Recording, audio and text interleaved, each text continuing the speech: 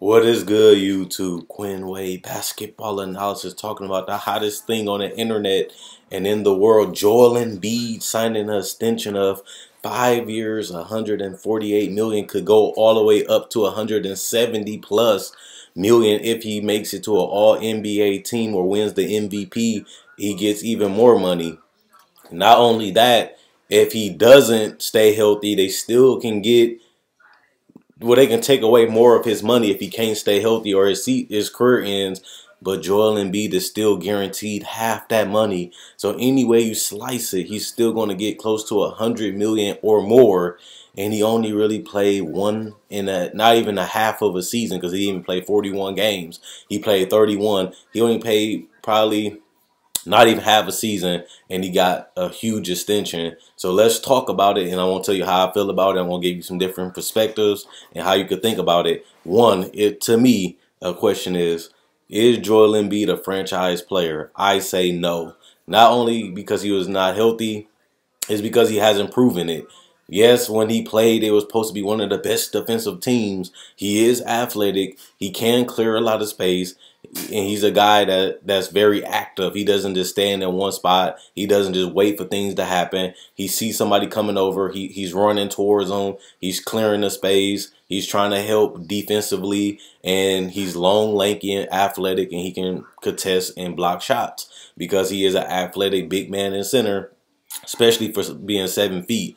But the franchise player thing I can't give him, not because he wasn't healthy, but because he hasn't helped the team get to the playoffs. He hasn't dominated. 20.2 points a game. That's not really franchise player numbers. In that case, Zach LaVine was putting up 20 points every game on the wood before he started getting injured. Harrison Barnes almost averaged 20 points a game. Devin Booker, they don't call him a franchise player. He averaged over 20 points a game too. There's a lot of players in the league that can average 20 points. Just go on a bad team. The worse the team, the more shots you get. The more shots you get, the more opportunity. The more opportunity, the more free throws, the more transition, the more chances you have to make a shot. And that means you can put up empty stats. Michael Carter-Williams was a Rookie of the Year because he can get rebounds, get assists, and score the basketball barely. And he was able to get Rookie of the Year. Is he a franchise player because he put up those type of numbers? No. I know that you can say he showed franchise potential. Well, being a franchise player and showing franchise potential is two different things. I feel like he did show that he can be. I'm not a fan of Joel Embiid, honestly, but he did show that he can score in the post. He can space out the floor. He can play pick and roll. He can get the dump offs. He can go straight up. He can get to the basket, put the ball on the floor, and dunk the ball. He is showing unique talent, but there's a lot of players in the NBA that can do it. Karl-Anthony Towns, Anthony Davis, DeMarcus Cousins, hell, even Dwight Howard doing it in preseason. It seems like all the centers are athletic and quick now. For this generation, at first we couldn't even find a good center. Now we're starting to reap the harvests of decent centers. You can put Andre Drummond in there too, his athletic ability, and DeAndre Jordan too. So the centers are coming back. They are getting bigger, and you have one of the potentially best centers in the league. But the fact that he can't stay healthy, and the fact that I didn't really feel like he was dominating games, I feel like he just had a lot of opportunity to put up numbers because his team was terrible. I mean, he shot 13 shots a game and 7 free throws a game. He shot a great percentage for a center, which is 78% from the free throw line. That's something that you can really be like, okay, I see the potential. But his rebounding, it will come.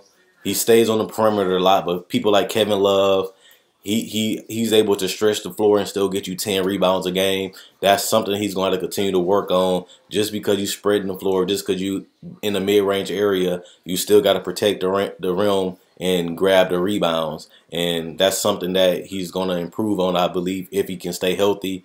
The problem to me with Joel Embiid is the injuries that he's getting. He's not getting like an ankle injury, a shoulder injury, plantar fasciitis. He's not getting that. He's getting Yao Ming injuries. He's getting Bill Walton injury, which is career-ending injuries. He's getting stress fractures. That's not a thing that you want, especially in your big man, especially since he missed 2 full seasons without even playing a season. That's ridiculous to get stress fractures and bad knees and You had this even in college. When he was in college, he went out with an injury before he even got drafted, and he has severe injuries that can be career ending. And like I said, they still going to have to pay him. Even if he gets injured, they still owe him over $70 million in guaranteed cash. Obviously, you saying, well, you got to still, they don't have who they going to pay. You got to trust the process. He showed potential, but you're still going to be guaranteed to pay this man over $70 million if he get injured for the next seasons. Honestly, you can't afford that. Especially if you got to pay Ben Simmons, you're going to have to pay Fultz, and you might get another top 10 pick in the future. You're going to have to pay that guy. You're not going to have the money to just pay Joel Embiid on the side and let him collect a check unless you waive him, and you still going to have to pay him that guaranteed money over the course of a couple years. But I understand saying, well, he's a future superstar. That's what people believe. I'm not a fan of Joel Embiid, like I said. Well, he's a future superstar. You got to pay him his money, and hopefully he can come back and dominate and be healthy. Like I said, I don't really agree with it because I don't feel like Joel Embiid dominated. 20.2 points a game, that's not really dominance. Not to hate on him, not to be bogus, not to bash him. But 20.2 a game, that's not dominating a game. That's just taking advantage of your opportunity. Like I said, it's a lot of young players that's doing that nowadays, and none of them are being called franchise players. They will need him defensively, though, because Jaleel Okafor is not a defensive anchor. He's not a great defender in general.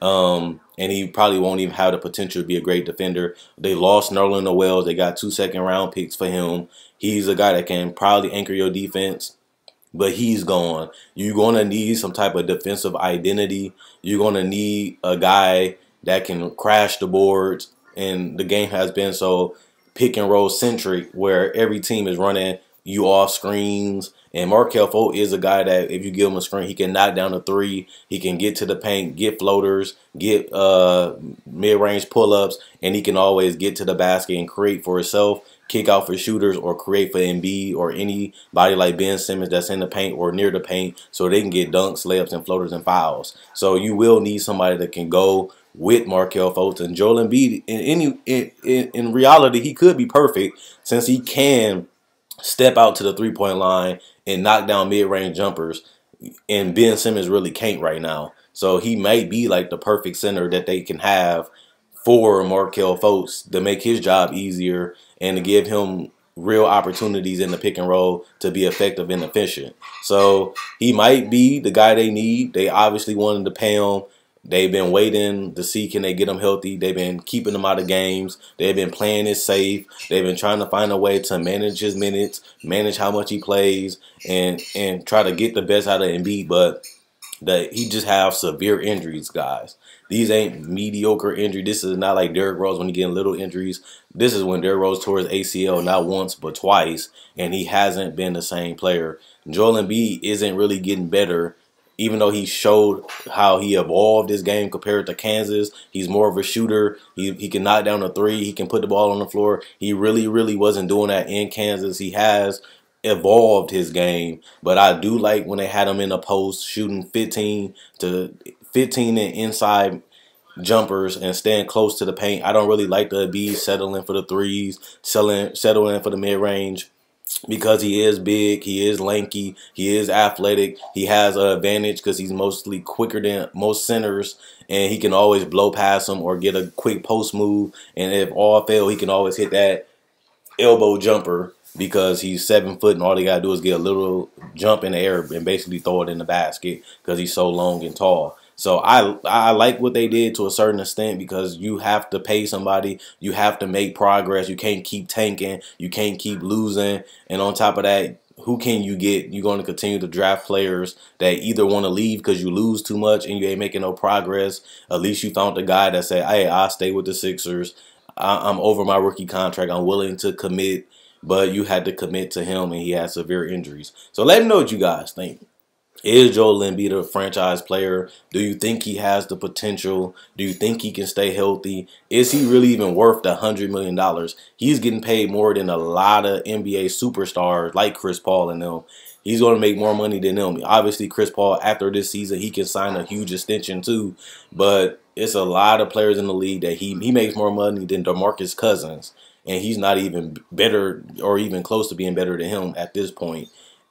And we'll see what happens. Do you think he's a franchise player? Do you think he can play? Was he worth the extension? Do you think he's going to be a superstar? Do you think he's going to be a multiple-time All-Star? It may happen because the East is weaker and he has more opportunity to get votes, but but he's not gonna get an increase. He got to be an All NBA or MVP, but he should be an All Star at the worst if he can stay healthy for over half the season. Because you only got to play half the season to February just to be in the All Star game. So if he can stay healthy for even half a season, which he never has done, then maybe he will.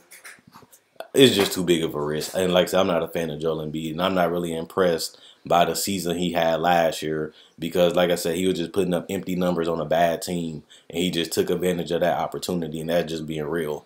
The team was bad. They needed somebody to take shots, and it was Joel Embiid, and that's reality. Let me know what you guys think. Check out my website at NosisPlayground.com. The link will be in the description in the comment section below. Check out my Facebook page at NosisPlayground.com. The link will be in the description in the comment section below. Click the link and send to my website. Click the link and send to my Facebook page. All I'm doing is asking you guys to like my Facebook page to show support, and also subscribe to my website. New videos every day up there, and is a better platform than YouTube, honestly. Let me know what you guys think. Quinn Wade Basketball Analysis. I'm gone, and let me know what you guys think in the comment section below.